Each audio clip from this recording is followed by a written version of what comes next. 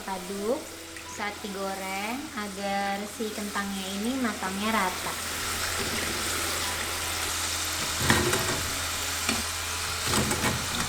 Dalam keadaan panas gini, kita tambahkan 1 sendok makan margarin atau butter. Langsung hancurkan ya kentangnya. Aku pakai penghancur kentang kayak gini, bisa juga pakai garpu atau ulekan. Ini panas-panas harus langsung diginiin supaya kita lebih mudah. Nah, kira-kira begini bentukan si kentangnya kalau udah halus. Tuh, seperti ini. Sekarang kita potong smoked beef. Ini aku bagi 2, terus aku tumpuk. Ini iris memanjang gini. Kita mau potong jadi dadu-dadu kecil gitu.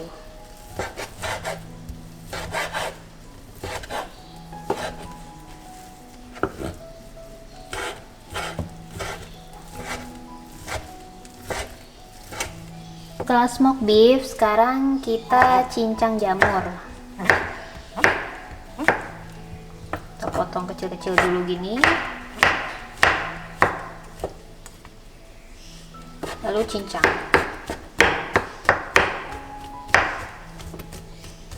Panaskan 1 sendok butter. Lalu tuang jamur dan smoke beef.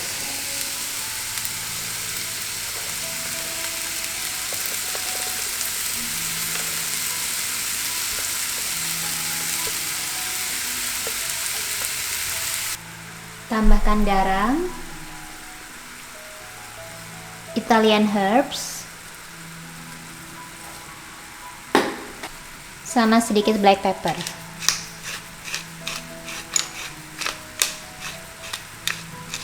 Nah, ini kita masak sebentar aja, nggak perlu lama-lama, karena kalau lama-lama nanti jamurnya jadi berair. Ini apinya langsung gede aja. Masukin parutan mozzarella, tumisan jamur dan smoked beef, tepung terigu, kuning telur, parsley cincang. Nah, ini cream cheese spread yang bikin enak.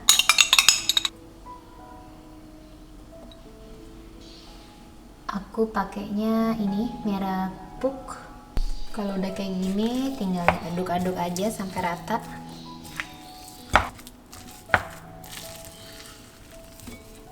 Oke, ini hasil akhirnya akan seperti ini. Semua udah tercampur rata, tinggal kita bentuk.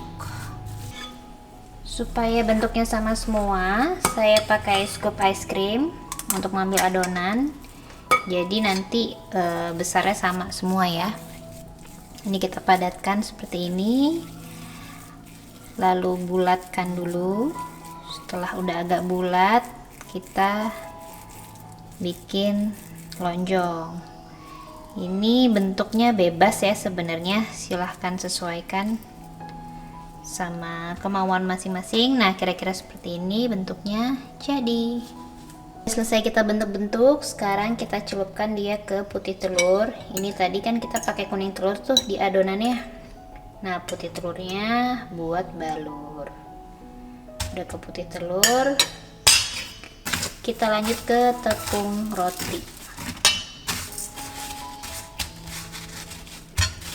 Kayak gini, lakukan sampai habis, sampai semua terbalur sempurna. Nah, supaya lebih gampang, tadi setelah kita bulet-buletin kita bentuk lonjong gini, ini bisa dimasukin kulkas dulu sebentar supaya bentuknya lebih firm, lebih gampang saat kita balur seperti ini, supaya nggak terlalu lembek. Itu akan mempermudah kita pada saat proses balur.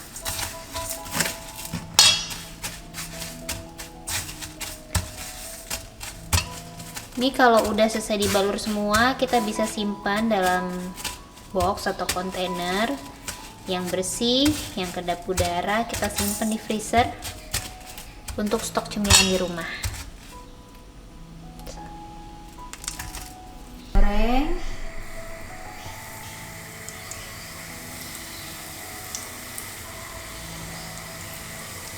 Udah matang, kita tiriskan.